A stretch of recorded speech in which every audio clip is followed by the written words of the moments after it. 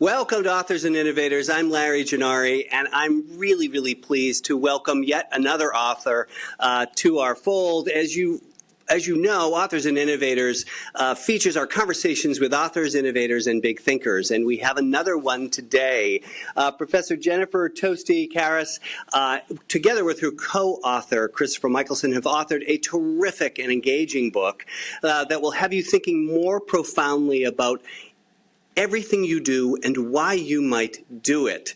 Professor Kharis's expertise is organizational behavior, and her research is incredibly interesting. She explores career development and a focus on meaningful work and work as a calling, all of which is just a terrific way to spend your day. The book is Your Work Worth It? How to Think About Meaningful Work. Jen, welcome. I'm so pleased you're here. Thank you so much, Larry. Thank you for that wonderful introduction. Hi, everybody.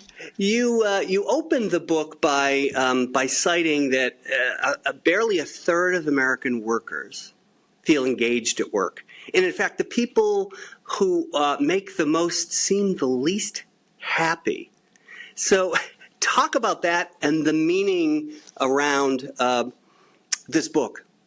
Yeah, Larry, we're at a really interesting point where work engagement is at an all-time low, while work satisfaction is at an all-time high. And this seems quite paradoxical. So people are really happy not being engaged at work. Wow. So especially for leaders, this is really puzzling. Like, how can we explain this?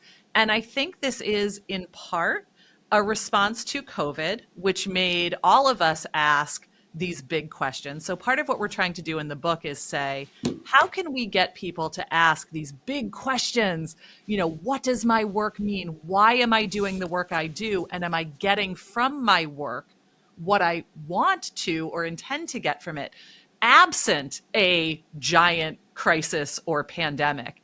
And so this finding might suggest that people are renegotiating their relationship to the work they do. Maybe in the past, they were even over-engaged, doing too much, putting too much of themselves into the work that on one hand is good, but on another, we have to have a healthy balance or we will burn out. And so this finding that you mentioned that actually, you know, work satisfaction bottoms out, it's this U-shaped curve. So we're happier early in our career and late in our career. And that sort of mid-career point that, you know, I feel very much in right now is when earning power reaches its maximum and our happiness sort of bottoms out. And that may be for lots of reasons. We may be burned out and giving too much for work. We may be stretched by caregiving. I relate to this as well. Caregiving pressures on both ends. I have little kids and aging parents. Right. So lots of pressures in work and life that in the time when you would think we might be happiest, we're not. And so my co-author, Christopher Michelson, and I really saw this opportunity to re-engage people around this topic of why do we work, and hopefully to try to bridge that gap where people can be both satisfied and engaged on their own terms. I like the launching point of the book. You talk about COVID, and of course, such a traumatic event for all of us, for so many families. But then you went back to another traumatic event, and you used that as a lens to examine how we all thought about things. And so I wrote about this in my book column in the Boston Business Journal. You went back to 9/11. You went back to the Portraits of Grief, which for those of us who remember all those years ago, Portraits of Grief was that section in the Times with all of the pictures of people who'd been killed, with a tiny little blurb about who they were, as if that was the sum of their lives. Yeah. Can you talk about what prompted you to go back to that event and those and those stories? It's a great launching point. Yeah, thank you so much for that question. I mean, it is such a central part of the book. So 9/11 was sort of the defining tragedy of both my and my co-authors' work lives and careers. So I was very close to being fresh out of college in my first job. We were both working as consultants in New York City at the time, giving an awful lot to our work. And then 9/11 happens. And like COVID, it's one of Yeah. those moments that makes you pause and say, I'm reminded of my own mortality. My time on this earth could be limited. And so, what am I doing with my life? And so, famously, many people either got married or got divorced in the wake of 9/11. It mirrors sort of the great resignation that happened after COVID. It's this time for taking stock. So the portraits of grief provide, we thought, a really unique lens into our legacy and how we are remembered by those we leave behind. And so often when we talk about the meaning of work and meaningful work, it's through the perspective of the person doing the work. So how meaningful is my work to me? But Right. of course we all have people who invest in our work in our lives. So spouses, friends, other family members, certainly children, parents, to say nothing of coworkers who are sort of co-creating our lives alongside us, whether we view it that way or not.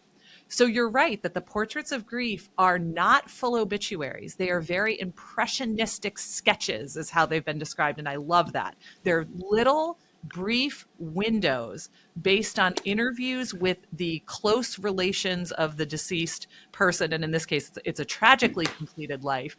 But because so many victims of 9/11 died in the World Trade Center, they were at work. They died basically on a Right. normal work day. Of course, there were a lot of first responders who know when they sign up for the job, of course, they could die on the job. But for all the traders, consultants, financiers working in the World Trade Center, you never imagine that you'll go into the workday and not make it out. And nor does your family. So in this time of reconciling the loss of a loved one, many of the portraits of grief mention what that work meant to that person because they want to account for why were they there early on the morning of 9/11 when the planes hit the towers. So we just thought that was that really unique insight into how is our work remembered, not just through our eyes, but through the eyes of others who are close to us, which Oh, is I thought that was just terrific. But it's a you and unique. Christopher really showed how some of the most, quote, menial jobs Yes. were so impactful for that person, for their family, for their community. That was a big deal. And so what struck me about this particular book, and I want you to talk about this a bit to our CEOs who might be listening, Yeah.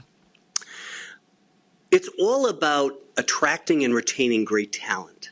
Yeah. And you and Christopher would seem to say to that CEO, look, there's this American mindset that you need to be aware of, where people immediately might categorize this into one of three things: a job, a career, or a calling. Speak for a moment about how, and I don't want to give too much away because I want people to Yeah. read this book. Speak for a bit how that CEO might parse that for people coming on board or a conversation with a prospective employee. Yeah, absolutely. So just to briefly touch on, there's three different orientations, prominent orientations that we can have toward our work. We can view it as a job, a career, or a calling, as Larry said. A job, I'm primarily in it for the money and other sort of extrinsic Right. rewards, not, related to the work itself. A career is more about a career path, ascending within the organizational hierarchy or gaining more expertise within my field. And finally, a calling, the reward is from doing the work itself, where it becomes intrinsically motivating, deeply meaningful, and fulfilling. So, what I would say to a CEO or a business leader is not all of your employees may be in it for the same things. They may have a diversity of what Right. they're looking for. We're in the same job, but I feel it's my calling. And you're kind of in it for the money. And then you fulfill your life outside of work. One is not in, they both have implications for how we show up at work. Neither is purely good or purely bad. But I would just want people to be aware of there's a diversity out there. And so making sure that, first of all, employees are sort of tapped in, what am I hoping to get out of that job? And are you meeting them where they're at? But secondly, kind of thinking about how do you develop someone, retain talent and develop over the longer term, the longer Right. run, given that at different points we may sort of identify with our work or feel about our work in various ways. And so it really is a long-term investment in employees. That is the way you attract and retain talent, win the war on talent over the long run. And really, it's a journey that you go on together, which involves multiple touch points, sort of multiple opportunities to assess. Just as I said, I'd love people to think about, are they getting what they want from work? I'd love business leaders to think about, are we in a position to give people what they're after? And that's how we can hopefully retain them. I loved it because it really puts that CEO in a position where you say to her, you want your work to be meaningful. People want it to have an impact. You can, in a lot of ways, ask questions that make room for the conversations about, why are you here? How can I see this as a great company. I see us as solving a problem. I want you to as well. How do you get people to do that? What do you say, Jen, to those folks, those CEOs who might say, Jen, I can get people to think about these things, but it really is just a job for many of them. How do I get them to ask the question about how can I find meaning here?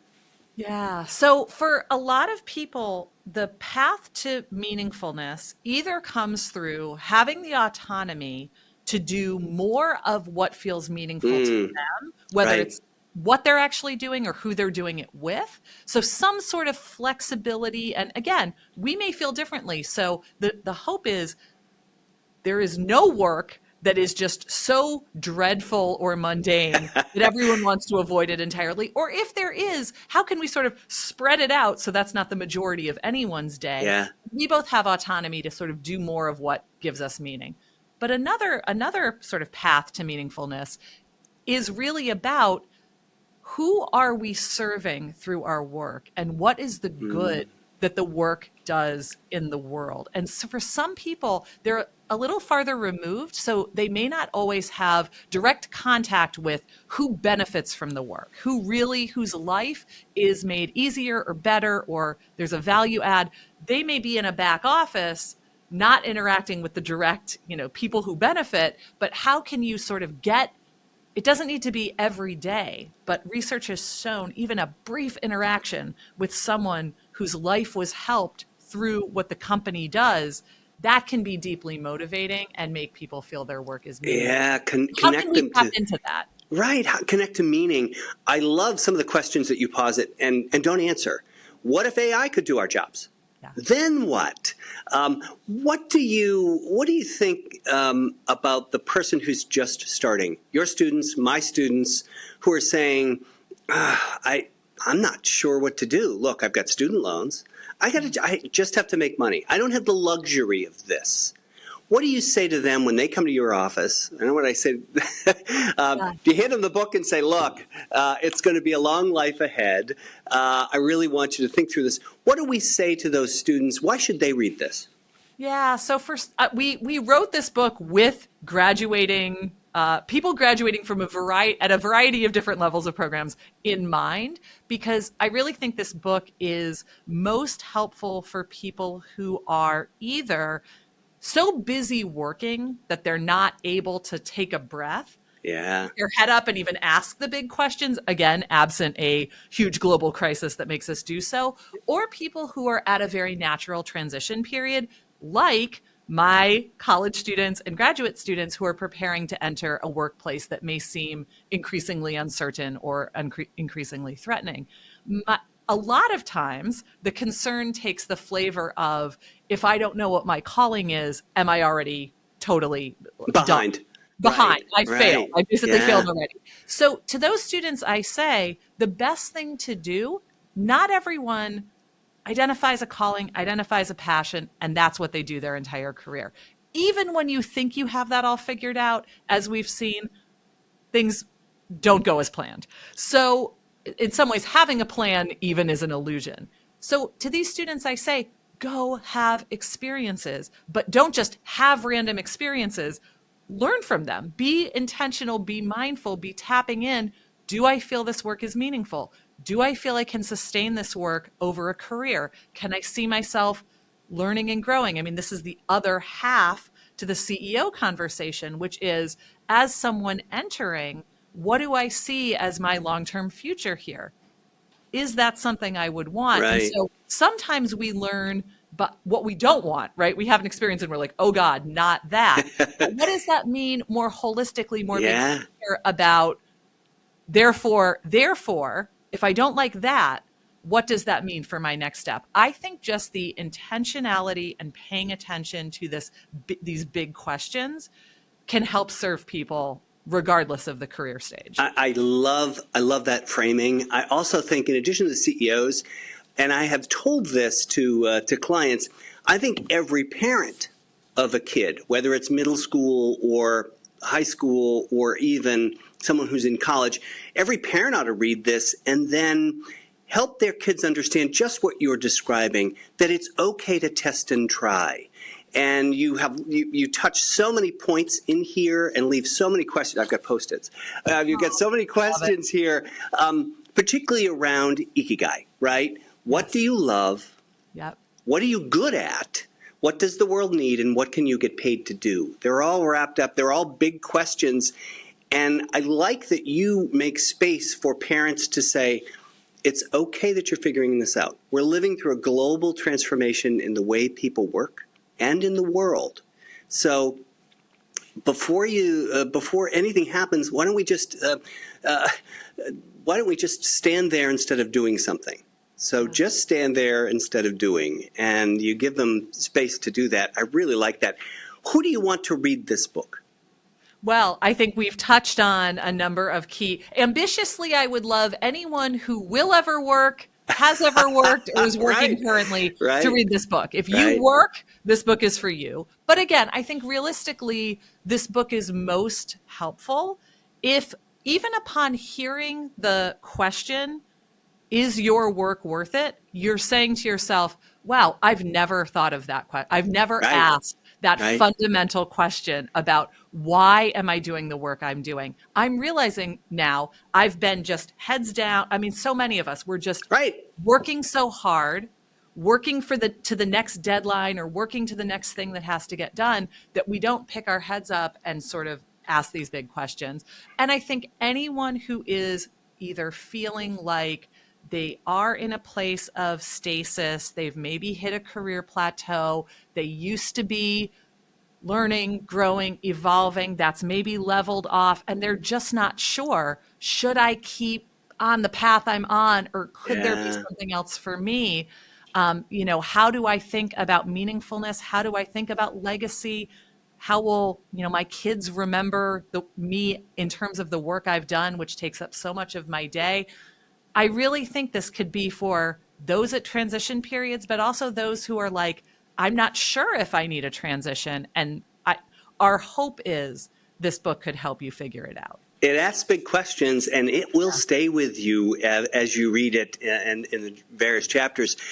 Jen, I always ask our distinguished authors, and so I'll certainly ask you, what are you reading these days?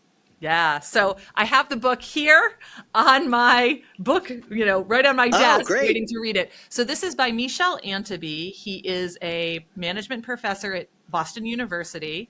This is his new book. He's written a number of fascinating books. He is an organizational sociologist and he's an ethnographer. So he goes into workplaces and learns on the ground. So what are people doing Wow. on the ground? His new book is The Interloper: Lessons from Resistance in the Field. I'm not too far into it, but I'm immediately drawn. I'll read anything that Michel writes. He's a deep thinker, but it's applicable for anyone who's wondering, for those who in some ways, and we see a lot of this in today's society, are in a position of resistance, challenging, fighting against a force that's maybe bigger than them. What lessons can we take from their struggle that inform our lives more broadly? So it's a fascinating read. It's, I recommend it. I'm trying to get some inspiration both for my teaching, my own research, and then, of course, my life. So I think we, to live in today's society is to see various attempts at resistance or forms of resistance. And so what can we learn from those who have really thought about what these communities do and need? So that's what I'm reading right now. Wow, So thanks timely for and asking, important. Larry. Timely and important. Yeah. And that's true of your book as well. The book Thank is you. Is Your Work Worth It? How to Think About Meaningful Work. Jen, thank you so much for being with us. Thank you so much, Larry. This was awesome.